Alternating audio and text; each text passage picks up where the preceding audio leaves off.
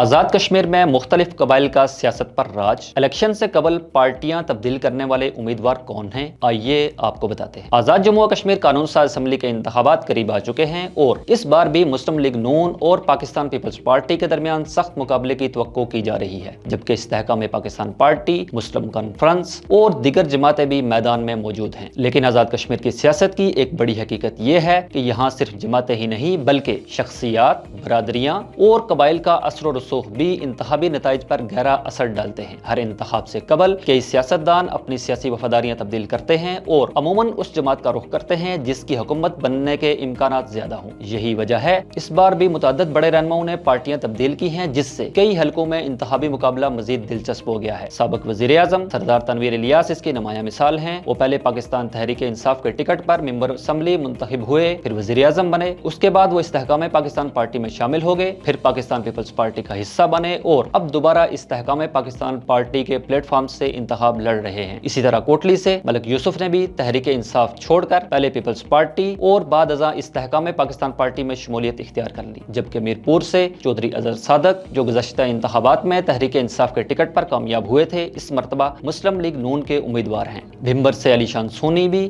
گزشتہ انتخابات میں تحریک انصاف کے ٹکٹ پر کامیاب ہوئے تھے لیکن اب استحکام پاکستان پارٹی کے امیدوار ہیں۔ اسی طرح کوٹلی راج محل سے ملک ذوالفقار نے نون لیگ چھوڑ کر استحکام پاکستان پارٹی میں شمولیت اختیار کر لی ہے، جبکہ نثار انصر عبدالی بھی تحریک انصاف سے آئی پی پی میں جا چکے ہیں اور ہوئی رٹا سے الیکشن لڑ رہے ہیں۔ باغ سے سردار میر اکبر تحریک انصاف چھوڑ کر دوبارہ مسلم لیگ نون میں شامل ہوئے ہیں، جبکہ مظفر آباد کھاوڑہ سے ثاقب مجید راجہ نے مسلم کانفرنس سے مسلم لیگ نون کا رخ کیا ہے۔ اسی حلقے سے راجہ مظہر قیوم بھی مسلم لیگ نون چھوڑ کر استحکام پاکستان پارٹی میں شامل ہو چکے ہیں۔ اسی طرح ملک ظفر، یاسر سلطان، چودھری اخلاق اور عبد الماجد خان تحریک انصاف چھوڑ کر پاکستان پیپلز پارٹی میں شامل ہوئے، جبکہ چودھری رشید مختصر عرصے میں تحریک انصاف، پاکستان پیپلز پارٹی اور پھر مسلم لیگ نون کا حصہ بنے اور اب نون لیگ کے امیدوار ہیں۔ مظفر آباد سے تعلق رکھنے والے دیوان چغتائی بھی پارٹیاں تبدیل کرنے والے نمایاں سیاستدانوں میں شامل ہیں۔ وہ گزشتہ الیکشن میں پی ٹی آئی کے امیدوار تھے، جبکہ اب پیپلز پارٹی کے ٹکٹ پر انتخابی میدان میں ہیں۔ دوسری جانب سابق وزیر اعظم چودھری انوار الحق نے اگرچہ 2021 کا الیکشن تحریک انصاف کے ٹکٹ پر جیتا تھا لیکن اس بار وہ کسی جماعت میں شامل ہونے کے بجائے آزاد امیدوار کی حیثیت سے میدان میں ہیں۔ سیاسی مبصرین کے مطابق آزاد کشمیر میں امیدوار کی ذاتی ساکھ، برادری، قبیلے اور مقامی اثر و رسوخ کئی مرتبہ جماعتی وابستگی سے زیادہ اہمیت رکھتے ہیں۔ اسی لیے پارٹیاں تبدیل کرنے والے یہ رہنما کئی حلقوں میں انتخابی نتائج پر فیصلہ کن اثر ڈال سکتے ہیں۔ تجزیہ کاروں کا کہنا ہے کہ عام انتخابات میں صرف جماعتوں کے درمیان مقابلہ نہیں ہوگا بلکہ ہمیشہ کی طرح مختلف قبائل،